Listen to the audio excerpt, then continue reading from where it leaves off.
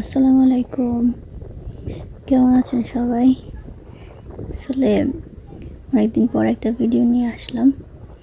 তো আমি কিছু কারণে আমি অনেক বিজি ছিলাম বা ভিডিও করতে পারি নাই।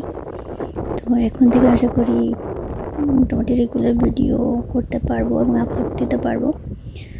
তো আপনারা অনেকেই নিশ্চয়ই জানেন, আমি আগেও বলেছি যে আমি ইউএসের টেক্সাসের একটা ছোট শহর কর্পাস ক্রিস্টি এখানে থাকি। তো এই এলাকা মূলত আমাদের কক্সবাজারের মতো, এটার চারদিকটাই সমুদ্রে ঘেরা। এই যেটা আপনার সমুদ্র যেটা দেখতে পাচ্ছেন, এটার নাম হচ্ছে গলফ অফ মেক্সিকো। তো এটা আসলে এরিয়া হিসাবে অনেক অনেক সুন্দর। এই যে আজকে আমরা এখানে আসলাম, যে একটা পার্ক বলে ওরা, তো এটাও একটা সমুদ্রের পাড়, এটার নাম হচ্ছে কোল পার্ক।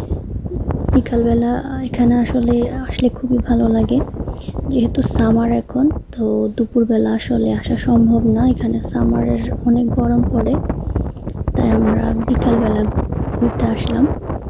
আর এখানে যেটা দেখতেছেন আপনারা, এখানে অনেকে মাছ ধরতে চলে আসে আসলে। আর শুধু বিকালে না, এখানে অনেক রাত পর্যন্ত, বলতে গেলে সারা রাতই আর কি, অনেকে মাছ ধরতে আসে, আবার অনেকে ঘুরতে আসে।